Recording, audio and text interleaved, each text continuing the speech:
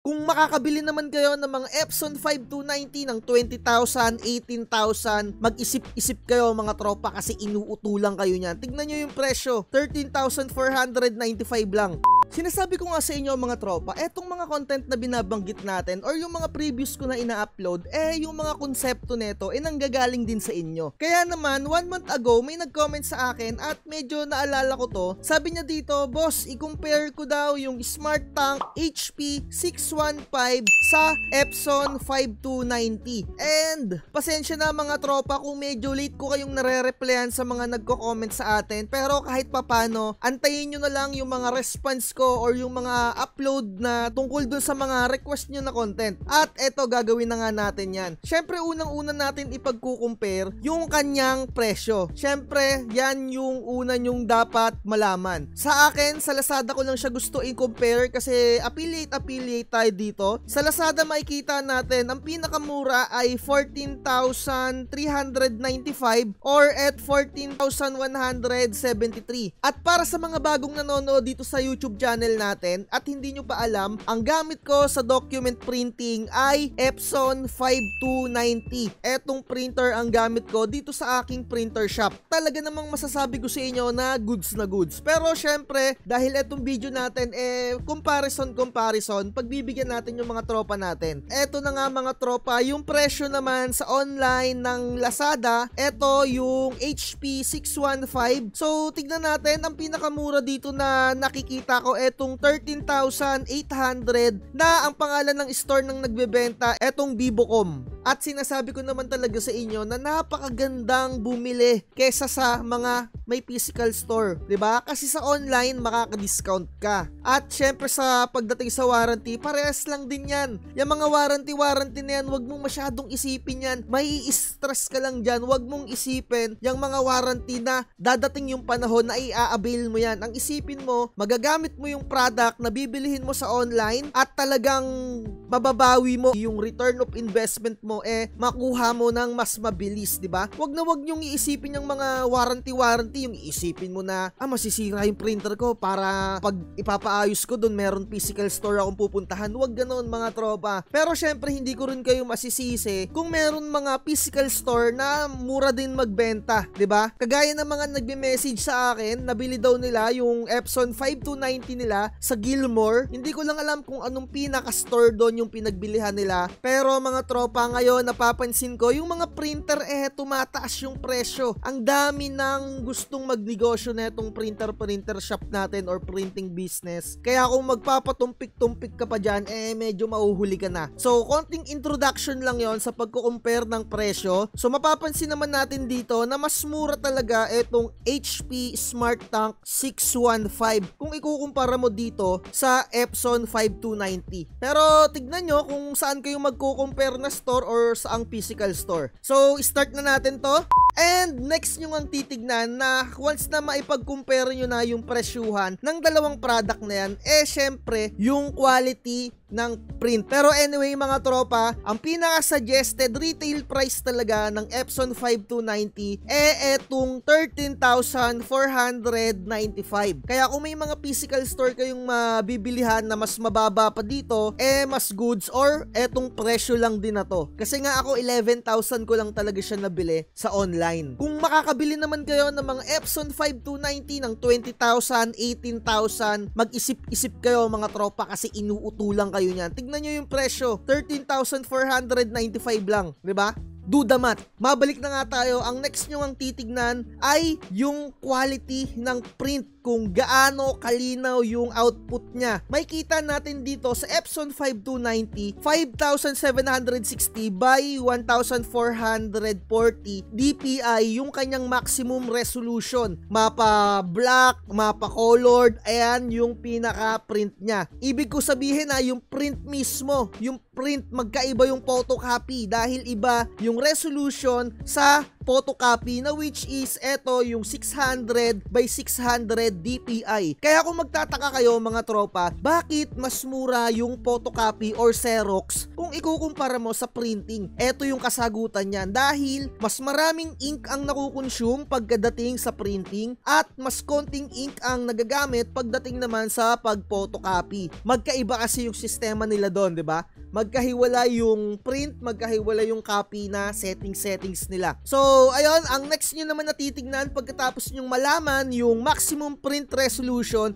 kung gaano naman ba kabilis mag-print yung printer. So, dito sa Epson 5290, ang kanyang photo default na 4R, yung 4x6, 4 inches by 6 inches, ang borderless ay 90 seconds. Kapag meron namang border, 69 seconds. So, syempre, mas matagal mag-print kung borderless at 69 seconds naman yung border. Yung merong puwang or kapag nag-print ka ng 4R, meron ka makikitang parang margin doon. Merong pat lang na kulay puti. At sa mga document printing naman, 33 ppm pagdating sa drop settings. Mga tropa, etong drop settings, ipapaliwanag ko na lang yan sa mga susunod na videos natin kasi napaka-importante din yan para ma-experience nyo din or medyo bumilis yung printing ninyo. Ituturo ko na lang yan sa susunod. Pero yung pinaka-normal na printing netong Epson 5290 ay 10 IPM. Although nasa saktuhan lang siya na pag-print para sa akin. At yung colored printing naman niya na speed ay 5.0 IPM. So, kalahati ng speed ng black, 'di ba? So, pagdating naman sa pagpo-photocopy, kaya niyang mag-photocopy ng 99 na kopya. Yung isang ipo-photocopy mo, kaya niyang i-produce ng 99. At yung maximum copy size niya or yung maximum kapag nagsi-xerox ka or nagpo-photocopy or pag nag-i-scan ka ay legal size. Pero dun mo siya ipapadaan sa ADF. Dun sa mismong pinaka-glass scanner niya, ang kasya lang doon A4 at short. Para makapag-photocopy ka, idadaan mo dun sa pinaka-ADF. Ito yung sa pinakataas niya. Sa mga matagal nang nanonood sa akin, alam nyo na to mga tropa. Ilang beses ko nang ipinag-compare etong Epson 5290 sa mga iba't ibang printer. Pero syempre, sa mga bagong nanonood, sana masundan nyo to. Kapag nag-i-scan kayo dun sa kanyang glass, ang pinaka-optical resolution niya or yung magiging output ng document dyan sa mga computer ninyo, ito yung kanyang resolution. 1200 by 2400 DPI. Ito yung sinasabi ko sa inyo mga tropa, yung maximum scan area niya, yung pinaka-glass niya, ito yung binanggit ko kanina, hanggang A4 or short lang yung pwede mong gamitin. Pero kung gusto mong mag-legal or yung long, sa ADF mo nga siya ipapadaan. Siguro hindi ko nababanggitin yung mga ibang hindi importante dito, pero etong scan speed niya, makikita naman natin dito, 200 DPI up to 12 seconds lang. And sa colored naman, medyo matagal-tagal siyang mag-scan. 29 seconds pero 200 DPI lang. Nasa sa inyo naman kasi yun merong settings dun sa application kung gaano nyo kalinaw i-scan. Meron yan yung sagad na sagad. Ayan o. Pero kung 300 DPI pinaka-okay na yun. Usually sa mga printing business or sa akin, ako personally, ang ginagamit kong settings sa pag-scan ay yung 300 DPI lang. Okay na yun, clear na yun para sa akin. Pero kung medyo maarte ka, taasan mo yung DPI or yung pinaka-settings mo doon. Pero syempre, mas tatagal yung kanyang pag-scan. Ito yung binabanggit ko, ayan yung settings na yan. Tignan nyo na lang dyan sa screen. At mga tropa, ang kagandahan lang kasi talaga neto ni Epson printer, kagaya nga neto ni Epson 5290, ay napaka-flexible niya sa mga ink. Pwede siyang dye ink lang na original. Pero kung gusto mong makamura, gagamit ka ng mga alternative na ink na dye ink. Nandyan din yung pigment ink na napakaganda naman sa mga stickers. At pwede mo rin siyang gamitan ng sublimation ink. Talagang napaka-flexible niya. Pero etong Epson 5290, hindi ko na sa inyo may sasuggest na gamitin nyo sa mga sublimation printing. Hanggang pigment ink na lang. Ayun na yung mga pinaka-importante na pwede kong mabanggit. At syempre, etong printer na to, bago ang lahat, 4-in-1 printer na siya. meron siyang print, scan, and copy. At meron na rin siyang yung ADF, meron din siyang PAX. Kaya ito yung tinatawag na 4-in-1. Ayan o, print, scan, copy, and meron din siyang PAX na technology. Ito nga, meron din siyang wifi, syempre, kung cellphone lang yung gamit nyo. Ayan yung kinagandahan niya talaga. At meron na rin siya ditong monitor. Makikita nyo dito yung mga settings. Napakagandang gamitin na itong Epson 5290 sa experience ko. Pero medyo meron din siyang mga downside. Ito, sasabihin ko naman talaga sa inyo yung mga legit experience ko. Dahil ito yung bentahe na itong channel natin. Etong Epson 5290, kapag bago pa lang siya, di ba mag-i-ink charge ka? Merong scenario dyan na yung kanyang damper ay hindi talaga mapupuno yung pinakalagayan niya ng ink. Kagaya ng mga nakikita nyo dito sa screen natin, kailangan mo pa talagang i-manual na higupan gamit yung mga syringe para ma-pull yung lalagyanan ng damper. Lahat ng mga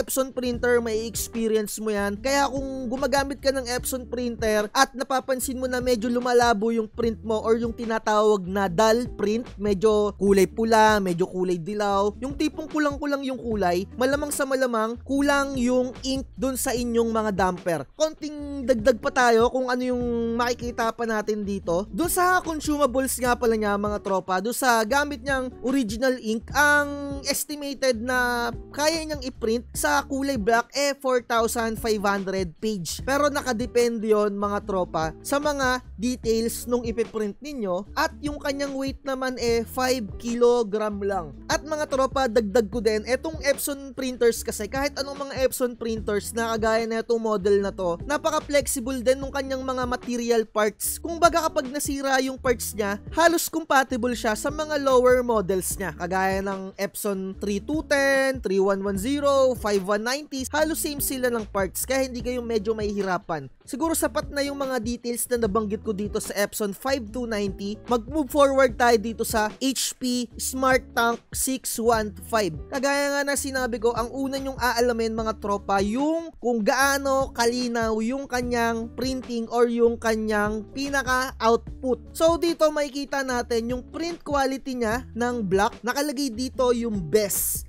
mga tropa, 1200 by 1200 DPI. At sa colored naman mga tropa ko, 4800 by 1200 optimized DPI color. So mapapansin nyo, dalawa yung kanyang value kung ikukumpara mo siya dito sa Epson 5290. Kasi mga tropa, kaya isa lang yung maximum resolution dito nung pinaka-print niya, isa lang yung kanyang printer head. Sa HP kasi mga tropa, dalawa yung kanyang printer head Isang black at isang tinatawag na tricolor. Sa mga hindi nakakaalam, ang pinakauna kong ginamit na printer talaga, as in yung unang-una ay HP. Bakit ko napili yung HP? Kasi kung titignan mo talaga yung pinaka-model niya, napakaangas. Talagang alam mo yung aesthetic na aesthetic. Talagang ang ganda-ganda. Sa totoo lang naman talaga, napaka-aesthetic nung design niya. Kung ikukumpara mo siya dito sa Epson 5290. Toink!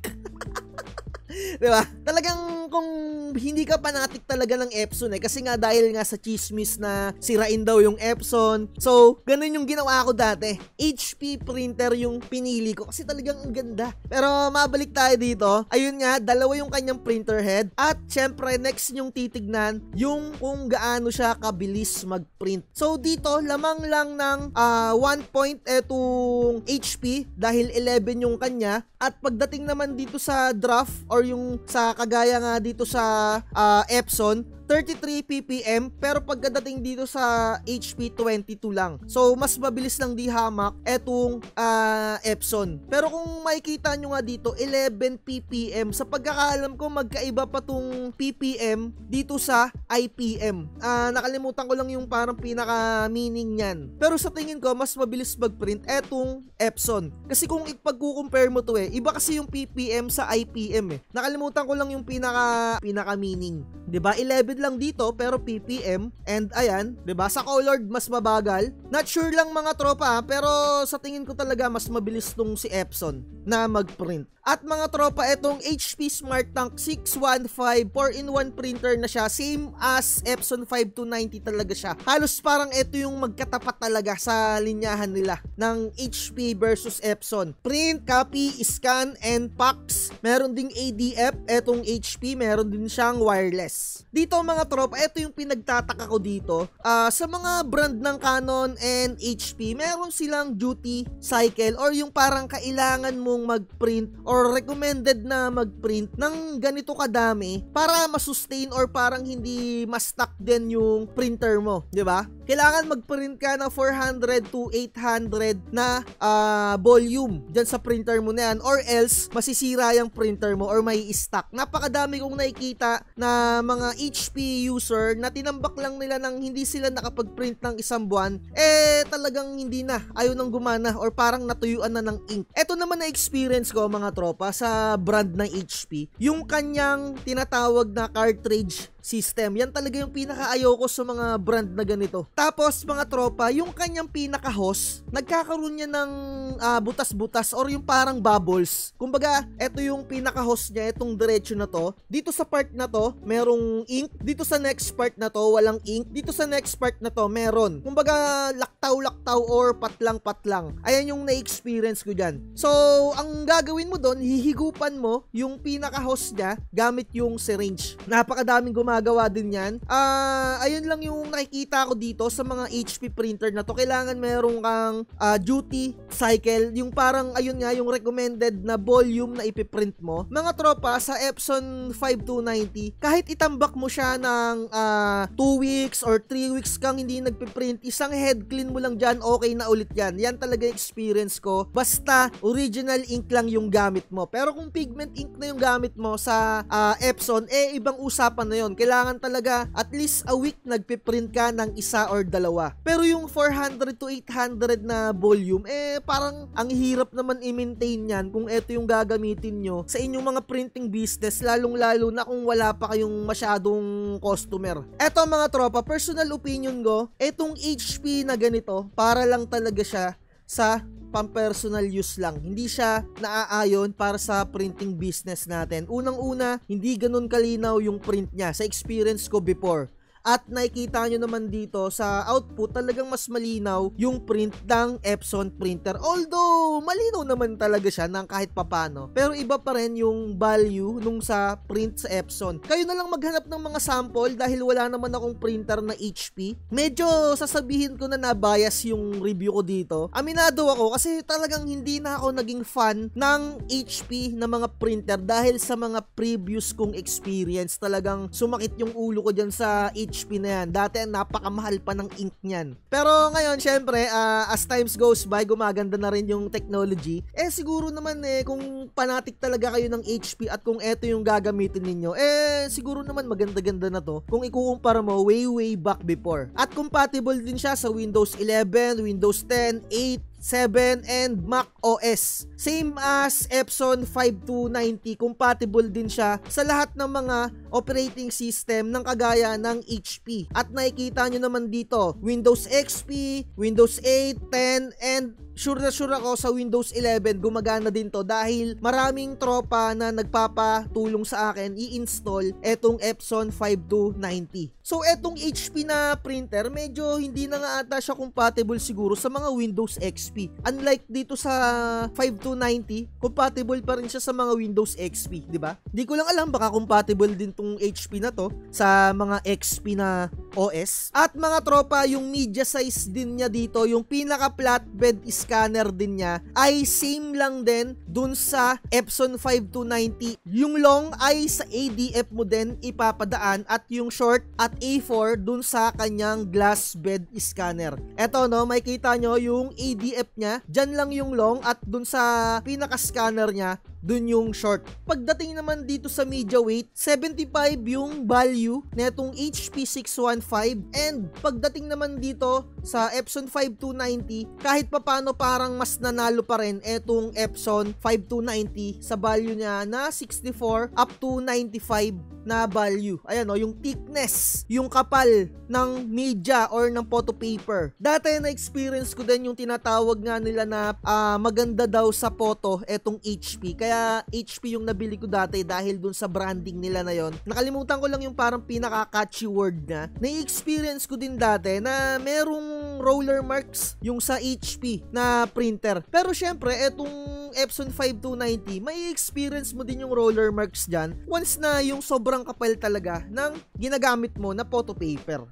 Eto na nga yun mga tropa, yung binanggit ko sa inyo kanina, yung kanyang glass bed scanner, same lang din ang value dun sa 5290 at eto naman sa ADF yung kayang-kaya niya mag-scan ng long or mag-photocopy ng long. Lahat ng mga binabanggit ko dito, nakalagay lahat yan dito sa kanilang specs, sa kanilang mismong website. Hindi ko to chinachamba-chambahan mga tropa. At kung tatanungin nyo ako, hindi ako owner ng HP na printer. Kinukompare ko lang siya base dito sa packs at ang gamit ko lang dito na printer or yung pinaka may experience talaga ako, yung Epson 5290. Kung user ka ng HP na 615, i-comment mo na lang kung kamusta naman yung experience mo at kung parehas kang owner neto, sana naman maipag-compare mo din yung experience mo. Pero para sa akin, talagang ilalaban ko mga tropa etong Epson 5290 for printing business laban dito sa HP Smart Tank na to. Talagang iba ang level ni Epson kung i-compare mo dito sa HP na to. And siguro malapit na natin tapusin yung vlogs natin na to. Medyo humahaba na. Yung timbang netong HP ay 6 kilo. Mas mabigat siya ng konti. At mga tropa, kung i-google nyo dito sa internet, no, i-google nyo lang ng konti, HP Smart Tank 615 versus Epson 5290, may lalabas na dito na parang AI comparison or AI overview. Sabi dito, no, when comparing the HP Smart Tank 615 and Epson 5290, the Epson generally offers superior print quality, especially for photo. Talagang mas maganda yung quality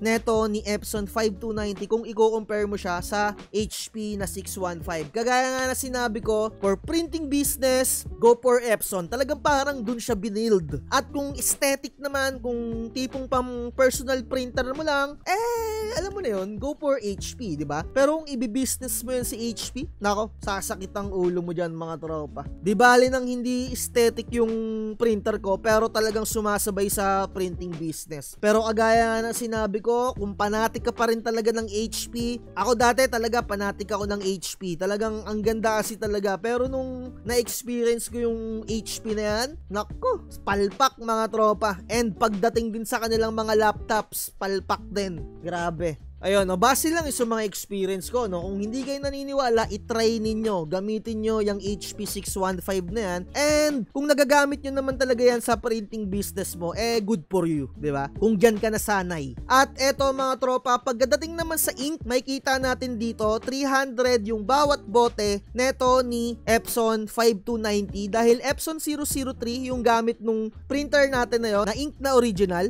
Napaka-flexible talaga nung printer natin sa Epson kasi halos pare-parehas sila ng ink na models. And pagdating naman mga tropa sa HP na 615, although compatible din naman siya sa mga ibang printer, makikita natin dito 285 yung presyo nung black. Medyo mas mura kung ikukumpara mo sa Epson. Eto, no, halos same din sila ng presyo, 300. Mismong HP to. Ito yung sinasabi ko sa inyo na pangit sa mga ganitong printer, yung may mga cartridge type. Ito yung kanyang cartridge type, no? Pero sasabihin ko din sa inyo yung kung ano yung pros and cons neto. Eto, kapag ka nasira or hindi na nagpiprint yung printer mo, walang ink na lumalabas, papalitan mo lang yung cartridge niya or yung kanyang printer head. Pero syempre, medyo pricey siya. 900 yung black at yung colored naman 1,000 kapag merong box. Ayan, no? Pero mga tropa, yung pros neto, napakadali lang siyang palitan yung printer head na yon. Kung medyo marami kang pera, bili ka na lang ng bili ng printer head ng HP, hindi mo na i-repair, di ba? Kasi huhugutin mo lang yon.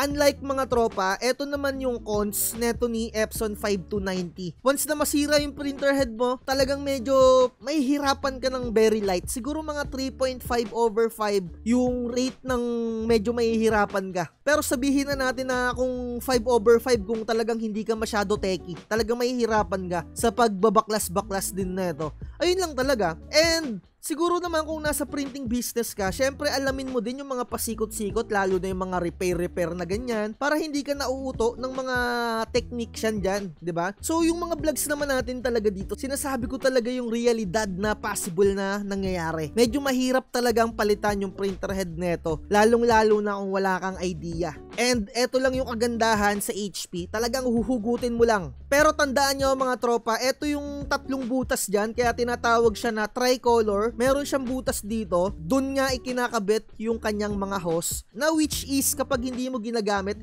parang nagkakaroon siya ng mga bubbles. At dito naman sa Epson, ang nangyayari, nauubos or hindi maayos yung paghigop dun sa mga damper niya. Kaya imamanual mo pa ng higop. Binanggit ko na yan kanina, sana natandaan nyo. At makikita nyo din dito, medyo iba-iba yung price netong HP na cartridge. Kasi may mga murang nagbebenta neto, yung mga pinipeke. Kasi talagang napakamahal ng printer head niyan. Kaya minsan may mga nagtitinda na mga, alam mo yung mga class A, diba? Pero eto, hindi ko sure kung talagang legit yung mga binibenta nito kasi talagang auto pass ako sa mga ganito sa HP na to. Nasa sa inyo na lang kung ganito yung gagamitin ninyo. And make sure na original ink lang talaga yung ginagamit nyo sa HP. Mabalik tayo sa HP, no, mga tropa ko. Hindi nyo pwedeng gamitan to ng mga pigment ink at sublimation. Talagang original ink lang yung gagamitin nyo pagkadating sa mga HP na printer. Ayun lang talaga. Kung gagamit naman kayo ng mga alternative na ink pagkadating sa HP printer,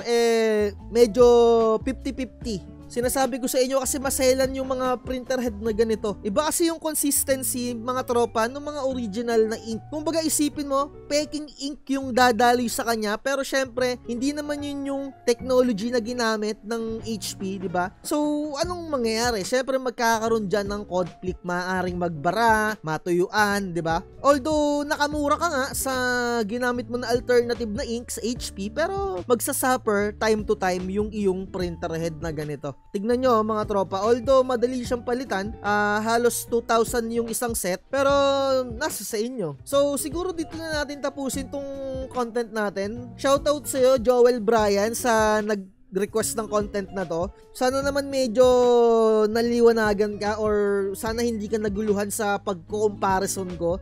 Eto yung pinaka-quick talaga. Kung papasukin mo ang printing business, go for Epson printer. Lubayan mo si HP. Hayaan mo na yan pang personal printer lang, yung tipong print ka lang ng mga document, kasi makikita mo naman din talaga dito kahit i-research nyo. Sabi nga dito sa Google, etong AI nila, HP Smart Tank might be better for basic document printing. Sipin nyo basic, pang sarili-sarili lang, text lang, basic, di ba? Kung photos talaga at yung mga complex na color, go for Epson. So, dito na natin tapusin to mga tropa. Sana naliwanagan kayo. Kung gusto nyo mag-avail ng mga printers or mga pang-printing business materials, i-check nyo na lang sa description yung link. At sa mga gusto mag-avail ng template, message nyo lang ako para hindi kayo mauto ng kung sino-sinong Poncio Pilato dyan. At dito na natin tapusin. Like, share, and subscribe. At lagi ko sinasabi, huwag magpapauto. Bye-bye! Huwag kang magpapauto, mag-isip ka sa pilian sa laro ng buhay.